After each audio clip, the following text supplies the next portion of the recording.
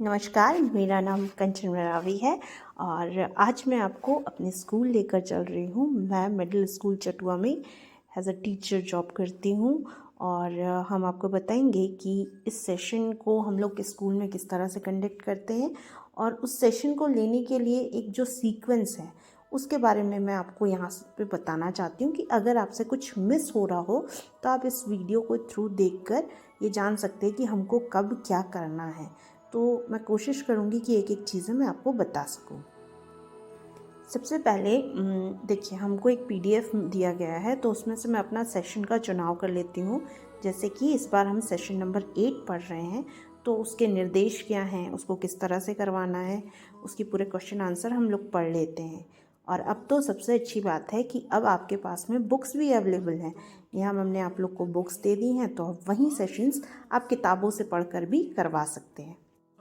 इसके बाद सभी बच्चों को ग्राउंड में बुलाकर हम एक छोटा सा रिकैप करते हैं कि पिछले सेशन में हमने क्या पढ़ाई की थी और उससे उन्होंने क्या सीखा।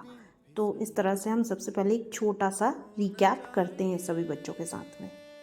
इसके बाद बारी आती है ग्रुप्स बनाने की।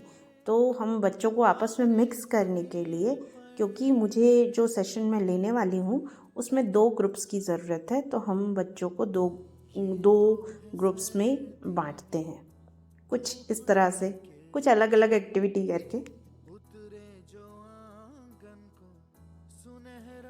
तो ये तैयार हो गया हमारा ग्रुप नंबर 1 और ये तैयार हो गया हमारा ग्रुप नंबर 2। इसके बाद शुरू होती है हमारी मेन एक्टिविटी। मेन एक्टिविटी में जैसे इस बार था कि बच्चों को बिना उनको बताए ये बताना था कि कोई भी एक स्ट्रक्चर बनाना था बच्चों को साथ में लेकर, और ग्रुप मेंबर्स उसे पहचानेंगे कि ये क्या चीज़ है। तो ये था कि आप उसको डायरेक्टली कोई चीज़ नहीं बता रहे हो, इनडायरेक्ट वे में उसे निर्देश दे के बता रहे हो ताकि वो चीज़ों को ध्यान से सुन सके। तो हम लोग ने उनको एक पर्ची दे दी थी और पर्ची के में सब कुछ लिखा हुआ था कि आपको ये बनवाना है अपने ग्रुप में और ये बनाना है, लेकिन उनको बताना नहीं है। तो वहीं बच्चे ये देखिए अपने ग्रुप में काम कर रहे हैं। तो ये थी हमारी मेन एक्टिविटी या मुख्य गतिविधि।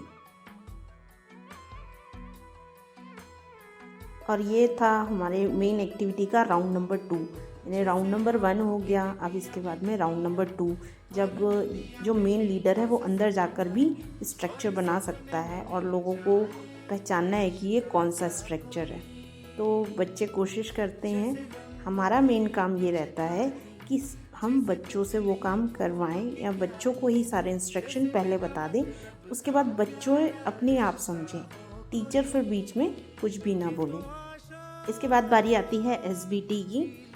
बच्चों को आराम से बैठा लिए, उनको 3 बार सांस लेने के बोलिए और सांस लेने के बाद में अब बारी आती है क्वेश्चन आंसर पूछने की।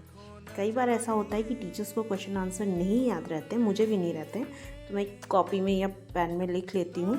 और अगर बच्चों को क्वेश्चन नहीं समझ में आते हैं तो मैं उन क्वेश्चंस को और सरल करके बच्चों के स्तर पर छोटे छोटे क्वेश्चन बनाकर उसे निष्कर्ष तक लेकर जाती हूँ कि इस गतिविधि से आपने क्या सीखा। जैसे कि ये जो गतिविधि हो रही थी इसमें उन्हें बताया गया था कि अच्छा श्रोता बने। कैसे बने? जब आप चीज़ों को ध्यान से सुनेंगे। तो ये था इस पूरी एक्टिविटी का निष्कर्ष। निष्कर्ष के बाद बारी आती है गृह कार्य की। तो सबसे अच्छी बात है कि हमारे पास समय रहता है लास्ट पीरियड में, तो हमारे बच्चे गृह कार्य भी यहीं करते हैं। और मुझे यहाँ पे ही करवाना अच्छा इसलिए लगता है क्योंकि हम जो बोल रहे हैं वो उन लोग अपने मन के भाव कितनी जल्दी और कितने अच्छे तरीके से कॉपी में उतार सकते हैं, वो मैं डायरेक्टली देख सकती हूँ। जैसे कि इस बार हमने उन्हें जो गृह कार्य दिया था वो मैंने दिया था कि आप किसी भी त्यौहार के बारे में या किसी मेले के बारे में लिख के लेके आइए, उसका चित्र बनाइए और उसकी क्या बात आपको अच्छी लगती है ये आपको लिख के लेके आना है। तो वहीं बच्चे हमारे यहाँ पे काम कर रहे हैं। आपको आगे चल के दिखाती हूँ कि उन्होंने कैसी ड्राइंग बनाई है। मुझे बहुत अच्छा लगता है जब मैं ये देखती हूँ कि मेरे बच्चे मुझसे भी अच्छी ड्राइंग करते हैं, क्योंकि ट्रस्ट मी, अगर सडनली कोई मुझे बोले कि हाँ आपको इसका ड्राइंग करना है या उसको ड्राइंग करना है, तो मैं भी इतनी अच्छी ड्राइंग नहीं कर पाती हूँ जितने अच्छे मेरे बच्चे कर लेते हैं। मुझे इस बात की बहुत खुशी है। और उनका माइंड कितना शार्प है। हम सोचते हैं कि बच्चे इतने कमज़ोर हैं, लेकिन ऐसा नहीं है। उनका माइंड इतना शार्प है कि मैंने उन्हें तुरंत वो थीम दी है और उसके ऊपर और कोई उनके पास में चित्र नहीं है। उन लोग के दिमाग में जो उन्होंने देखा है उसको कितनी अच्छी से तरीके से उन्होंने कॉपी में उकेरा है, ये आप देख सकते हैं। तो मुझे उम्मीद है कि आपको ये मेरा सेशन अच्छा लगा होगा। अगर इसमें कुछ कमियां हैं तो आप लोग मुझे बेझिझक बोल सकते हैं, बता सकते हैं। और अगर आपको ये अच्छा लगा तो ये मैंने स्पेशली टीचर्स के लिए ही बनाया है कि अगर आपको कई बार लगता है ना कि हमसे कुछ मिस हो रहा है या शायद हम सही नहीं कर रहे हैं, तो आप उस वीडियो के थ्रू देखकर उसे जान सकते हैं। So thank you so much मेरा वीडियो देखने के लिए। आप सभी का तहे दिल से शुक्रिया।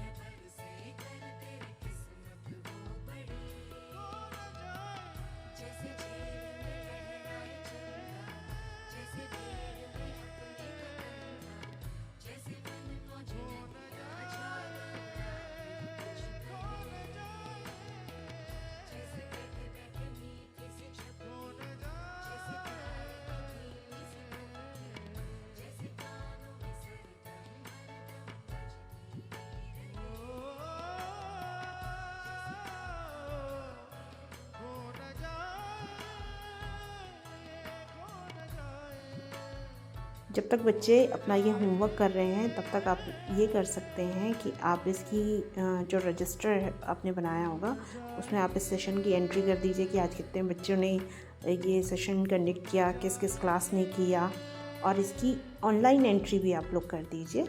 तो बस आपको इस सेशन को लेते समय इन बातों का ध्यान रखना है।